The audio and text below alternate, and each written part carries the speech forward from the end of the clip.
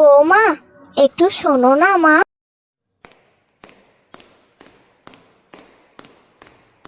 হ্যাঁ, বলুন কি দরকার?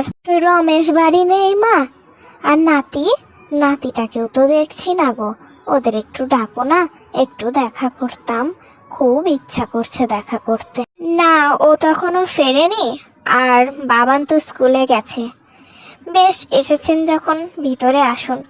আমার আজকে শরীরটা খুব খারাপ লাগছে, তো একটু যদি ঝাঁট দিয়ে দিতেন আমার ঘরটা, একটু উপকার হতো। আমি একটু রান্না বসিয়েছি তো, খুব অসুবিধা হচ্ছে। একবার এইখানে রান্না করো, আবার এসে ঝাঁট দাও। একটু দেবেন তো দিয়ে দিন ঝাঁটটা। আর চিন্তা করবেন না, যদি কিছু টাকা লাগে তো আমি দেব, দিয়ে দিন। আরে টাকা কেন নেব? আমার নিজের মানুষের কাজ, একটু করে দেব তো টাকা নিতে হবে নাকি?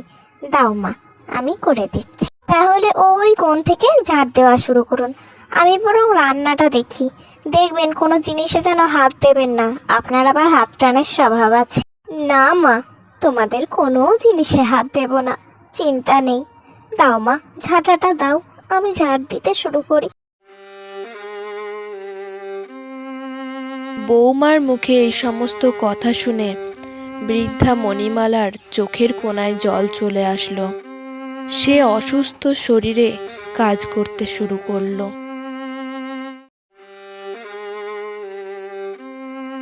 যাই, ঝাঁটাটা ধুয়ে এসে ঘরে গিয়ে একটু বিশ্রাম নিই। শরীরটা কেমন জানি একটা হাঁসফাঁস করছে। পরে না হয় এসে রমেশকে আর নাতিটাকে দেখে যাব।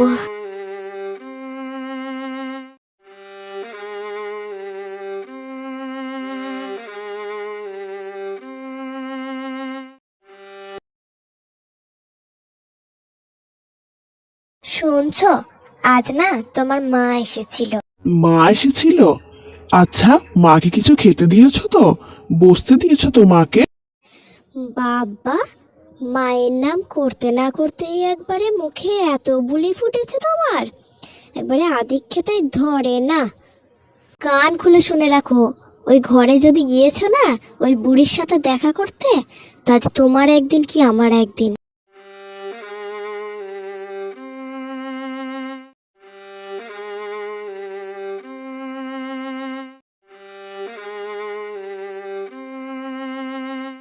আজ যা হয় হবে।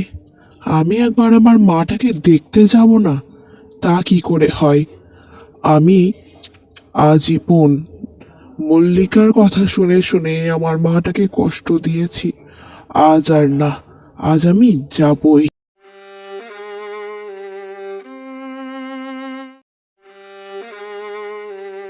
মা গো, মা, দেখো মা, আমি তোমার রমেশ এসেছি তোমার কাছে।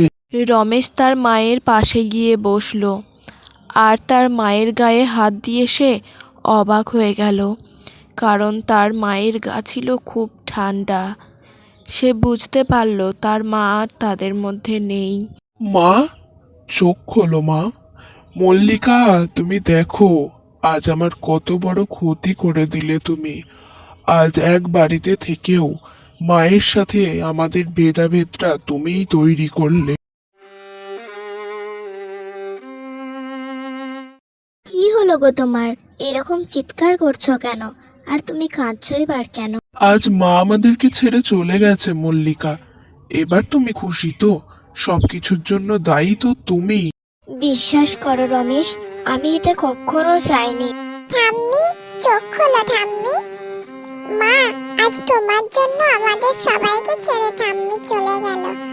দেখো, আমি বড় হয়েও ঠাম্মিকে যেমন তোমরা করেছো, আমিও ঠিক এরকমই করব। বৃদ্ধা মণিমালা সবাইকে ছেড়ে চলে গেল, কিন্তু থেকে গেল তার কিছু আফসোস।